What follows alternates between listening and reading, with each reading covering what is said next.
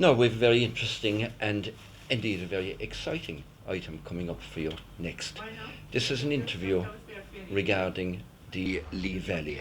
And I have here with me Declan O'Mahony, who has just made an excellent film on the Lee Valley, a film that will be shown at the Briery Gap on Monday night next. Now, this is one not to miss.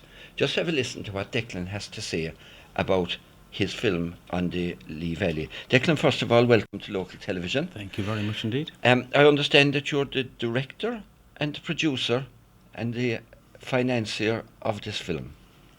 That would be correct, yes. When did you make it, Declan? We finished it last November. Yes. After a period of 2 years. Right. And you set out to, I suppose, make a statement about something. Indeed. I grew up in Cork City, and I have a deep connection to the River Lee through my grandfather, who was a fisherman in the 1930s and 40s. He used to catch salmon out at the Angler's Rest, and young children used to follow him out on bicycles and in barefoot to bring his first salmon back home to feed the children back in the day.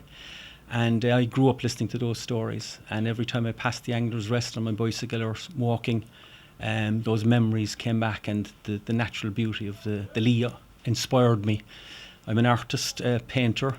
I've been painting for over 30 years, and I suppose that whole artistic impression of the beauty of the Lee inspired me to do a portrait of it. So, in a sense, like what we're talking about here is the River Lee as a salmon fishing river? Exactly. Is that would be right, wouldn't it? Exactly. But you also go into the ecology of the River Lee, don't you, a bit, and we do. About the wealth of it. Okay, let's start somewhere now, because there's an awful lot in this. Talk to me about the salmon side of things and how that was and how that is now. Okay.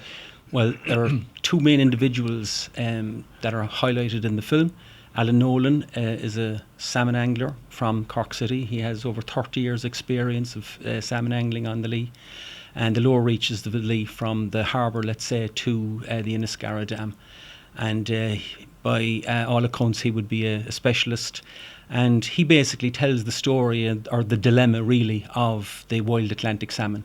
So as we know, in the past, the salmon was the salmon of knowledge. It was part of our lore and history, and we were all familiar with it in the past. It's sort of fallen out of grace, really. The salmon globally has a dilemma, faces many dilemmas. But on the River Lee itself, Alan goes into the detail of man-made passes and, I suppose, bad use of the river. So what we're talking about here really is that the River Lee was a great salmon fishing river, and then something happened that prevented that. Indeed. It was known as the Silver Lee up to the 1950s, and in the mid-50s the ESB constructed two dams.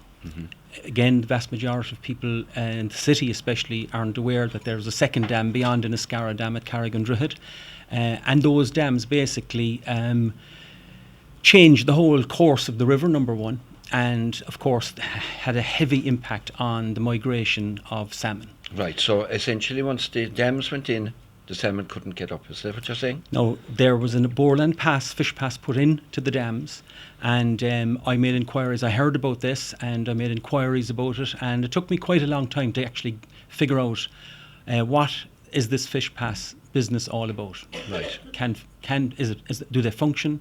Can the fish get up and down as it's stated in Irish law? So it opens up a lot of questions, and the film basically tries to answer those questions. Okay, what is it about the River Lee that made it so attractive for salmon?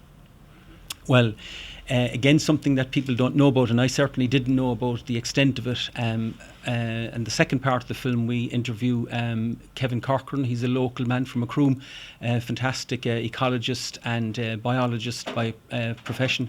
And Kevin outlined to us the importance of the Gira. The Gira, people from Macroom will know, is an inland river delta, thousands of acres of ancient Irish oak and yew trees grow there, and it would have been an ideal spawning ground for the salmon back in the day prior to the dams, but that was all flooded. And again, we outline, I suppose, the film outlines basically the importance of that, its uniqueness. There's only 4 apparently on planet Earth, and again, Corkonians are certainly not aware of how beautiful it was, how unique it is, and again, the film highlights. Yes, and when you talk about an inland river delta, now we know deltas are normally associated with rivers as they enter the sea. Exactly. And they're kind of all these little rivulets and streams and so forth. Yeah. What's involved in an inland river delta? This is the uniqueness of the Gira. That's exactly, it is a delta, but it's inland. It's made up of hundreds of little streams and rivulets, tiny little islands, and they're all sprouting away with alder and ash and, as I say, the ancient Irish oak and the yew. And I won't go into too much detail because, again, it's highlighted beautifully in the film by Kevin. But it was also home to what they call the freshwater Pearl Mussel. And unfortunately, this is another incredible creature that's practically extinct now. But the Pearl Mussel is related to the salmon, the migratory salmon, and the Gira story and its uniqueness, and the fact that due to the flooding back in the 50s, we, the people of Cork, lost this incredible gem, this unique gem. And this again is highlighted for the very first time in the River Runner. Okay, and will you tell us in the film whether there's a future for the Gira or not? Well, that's the wonderful, I suppose, positive aspect to the film. The film is not negative in any way. It shines a light forward. We're looking forward with this. We can change the past. Something like this of that scale could not happen today, certainly. But we're looking to the future, and just Kevin Corcoran and Alan both project their positivity in terms of, if we focus on nature, if we respect what we have, if we first of all realise it, and this is why I kept going to make it into a full-length documentary.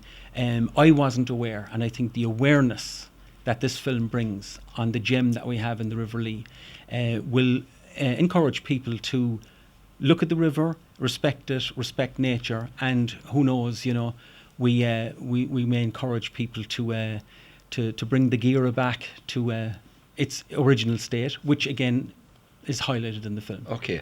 Now, I understand, and for the listeners there and the viewers, there is an article on this, on the present Lee Valley outlook, which is called River Runner, and it gives a sort of a bit of blurb, if you like, on this. But I understand from that you actually spent an awful long time standing inside in the river. Well, standing and swimming, both, and a lot of time underwater as well. I suppose, well, I'm passionate about the river anyway. I have no fear whatsoever. No, I have to say strictly that entering anywhere into the water near the Gira is highly, highly dangerous. Again, it's pointed out, it's a very dangerous landscape or waterscape, yes. Extremely dangerous. And it's also owned by ESB, so one would be trespassing to go in there. But in every other part of the river, yes, I've been in and out of boats last winter especially, which was a fairly horrendous winter. I got some incredible footage during the very bad storm and the flooding. But again, it just shows like the violence of nature, it shows the power of nature, and it shows the beauty. Lochalua, we got gorgeous shots out around Gugan, and for city people, all that incredible natural beauty that once upon a time was flourishing. I mean, people came from England and Germany and Holland, and they were booked permanently to into bed and breakfasts and businesses, hotel businesses and that, all through the valley, right throughout the valley. Okay. And it was the salmon fishing and the natural beauty and the lakes that was the attraction. Yes. And just on the business of filming in the river, you have underwater footage as well in this, have you? Indeed, we have, yeah. Yeah, so yeah. That'll be quite interesting to yeah. see. Not too many of us have seen what goes on underwater in the Gira. We tried to get as close to Salmo Salar, the leaping salmon, as we possibly could. So Right. we do take you down under, Okay, down into excellent. their realm. Okay. Alan makes a very good statement. In fact, he says, just because we cannot see what's under the water doesn't give us the liberty to destroy it. And that's a big dilemma. We do not know what's underneath Yeah. the river surface. Declan, if I went out to the Gira today, okay, so I'm driving along the road towards Gira, and I see this area with stumps sticking up out of it. Yeah. Now, okay, that's the area that was destroyed. Yeah. But there is quite a lot of the original type vegetation still there, isn't there? There is, yeah. And I think some of us don't have a sense of that. You'll be telling us in the film how much of that is left. And Exactly. We have some aerial footage. Yes. So you'll get a glimpse of those rivulets from the air. Yes. And you get a sense, I think, of the extent of it. And again, told beautifully by Kevin Corcoran, Yes. who would be originally from Well, the he's Gira. quite an expert, and of course Kevin was involved in teaching in De La Salle in the That's past, correct, and yeah. one of his students won the Young Scientist exhibition on the Gira. That's right. At that time. That's right. He's a campaigner for the Gira and the protection. And I think very important message from Kevin is that it can be managed back, but it needs to be managed properly. Yes. And I think people with the expertise and knowledge that both Alan Nolan and Kevin Corcoran bring to this theme is critical. That you don't have somebody from Dublin, some official coming down making some kind of decisions. These are the people that have the expertise and the knowledge. Finger on the pulse at all times. Absolutely. You hit there for a second on the economic fallout, I suppose, if you like, from the change, I suppose. Now we know that the in Escara Dam and the Carrigadroha Dam brought electricity to the city and to Indeed. the country, and of course that was a wonderful thing in its time, and we can't deny that. I think whether whatever about We're not going back to the candles. whatever about the means to the end, we'll call it, in Yeah. this situation, and that has to be accepted. But there was economic fallout for both the farming community and the business community, really, wasn't there? And it was pretty in some cases it was pretty devastating. Yes. Yeah. Well, this is So an you talk about that, do extremely you? sensitive issue, yeah. Yeah. And I do look forward to meeting and welcoming people from this area.